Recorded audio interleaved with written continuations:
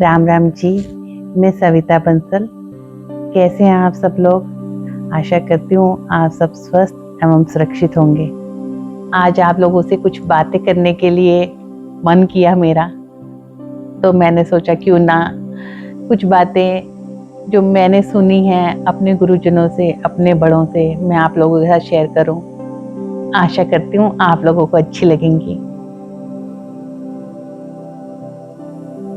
जैसे कई बार हम सोचते हैं कि भाई हमने तो कुछ नहीं किया, इस जन्म में हमने तो कुछ नहीं किया, ये दुख, ये परेशानी हम पे क्यों आई? हम तो हमेशा अच्छा ही करते हैं, या जो लोग पाप कर रहे हैं वे लोग तो फल फूल रहे हैं, और जो अच्छे लोग हैं उनको ही दुख मिलते हैं। तो देखो,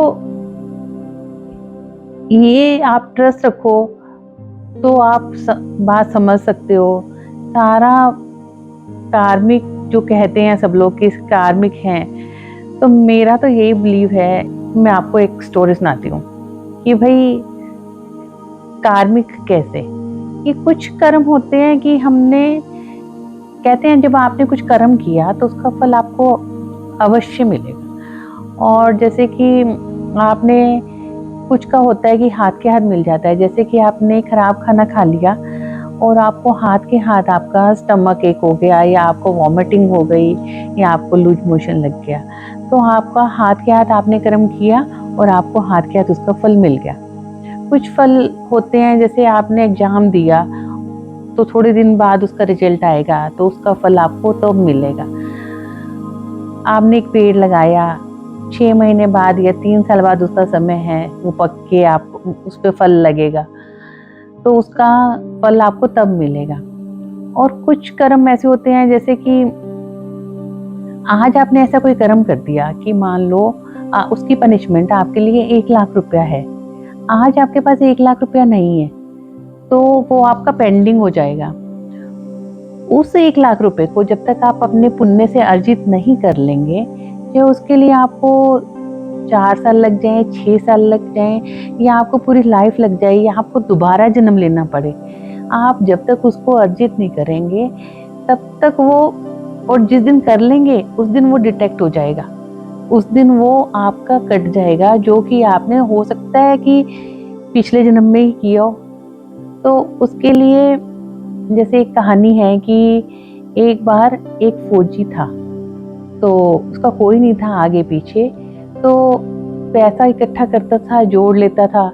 तो वहीं फौज में एक सेठ, एक लाला सामान सप्लाई करने आता था, तो उसने उसको बोला कि चलो मिलके पार्टनरशिप कर लेते हैं, काम कर लेते हैं, तुम पैसा लगाओ, मैं काम करूंगा, मुनाफा कमाएंगे, ऐसे पैसा तुम एक जगह इकट्ठा किए जा रहे हो, उससे कोई फायदा नहीं हो रहा।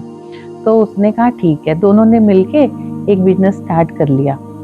तो एक बार क्या हुआ, एक वो फौजी जब फौज में था, घोड़े पे था, तो उसकी जो घोड़ी थी वो उसको ले जाके वहाँ धोखा हो गया उसके साथ। वो घोड़ी उसको दुश्मन के खेमे में ले गई, वहां जाके खड़ी हो गई, तो उन्होंने उसको मार दिया।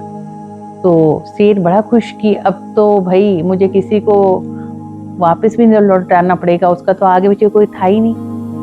तो शेर का व्यापार खूब फल फूल रहा था, खूब पैसा कमा रहा था, और खुश भी बहुत था। तो उसके घर में एक बेटा पैदा हो जाता है। शेर तो बहुत ही खुश कि पैसा भी बहुत मिल गया और बेटा भी हो गया। तो बेटा बड़ा हो जाता है, उसकी शादी कर देते हैं। शादी होते ही साथ बेटे को कोई बीमारी हो जाती है, कोई सीरियस बीमारी। पेट का पैसा पानी की तरह लगने लग जाता है उसके ऊपर।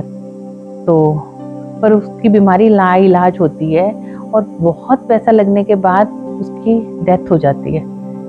तो शेर की बहुत रोने लगता है दहाड़े मार मार के कि मेरे साथ ये क्या हो गया।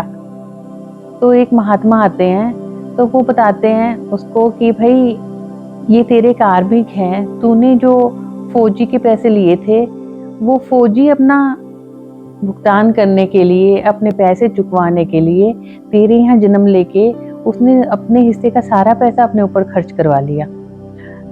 तो कर्मों का हिसाब तो सबको देना ही पड़ता है, तो तुम इतना क्यों रो रहे हो? तो उसने बोला कि चलो ठीक है, आप कहते हो तो मैं मान लेता हूँ कि भाई मैंने तो फौजी का कर्जा लिया था, पर ये जो साल भर भी नहीं हुआ, वो जो मेरी बहू है, इसका क्या दोष, इसने क्या पाप किया था। तो महात्मा ने कहा कि ये वही घोड़ी है जिसने उसको जवानी में धोखा दिया, ये भाई ये उसकी मृत्यु का कारण बनी। उसने इसको उस वक्त जवानी में धोखा दिया, तो इसने भी इसको जवानी में धोखा दे दिया। इसने इसको इस तरह से, उसका बदला हो गया, कर्म, ये उसका कर्म है।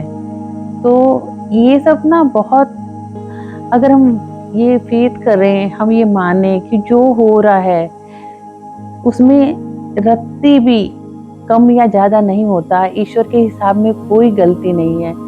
गलती हमसे ही हुई होगी, जरूर हमने ही कुछ गड़बड़ की होगी। तो ईश्वर जो है वो बहुत कृपालु हैं, बहुत दयालु हैं। कहते हैं उनको तो कृपा के अतिरिक्त कुछ आता ही नहीं, वो तो एकदम प्रेम के सागर हैं। तो अगर हम ये फेथ रखें कि जिस तरह से माँ बाप हमारी हर समय हेल्प भी करते हैं, वो हमेशा हमारा भला चाहते हैं। हम बच्चे नादानी में कई बार नहीं भी समझ सकते कि जैसे कोई छोटा बच्चा देखिए, अगर अपनी माँ से ब्लेड मांग रहा है तो माँ नहीं देगी ब्लेड उसको, क्योंकि माँ को पता है कि ब्लेड दिया तो ये हाथ काट लेगा। हो सकता है बच्चा ब्लेड लेने के लिए बहुत रोए चिल्लाए, पर उसके रोने चिल्लाने की परवाह किए बिना भी माँ उसको ब्लेड नहीं देगी। लेकिन ये बात बच्चे को नहीं पता, उसको तो यही लगेगा ना कि माँ नहीं दे रही है। तो यही बात शायद हम सबके साथ है कि कई बार हम कुछ मांगते हैं, ईश्वर हमें नहीं देता, तो हमें नहीं पता, हमारी दृष्टि बहुत छोटी है, हम बहुत दूर तक नहीं देख सकते, पर ईश्वर को सब पता है।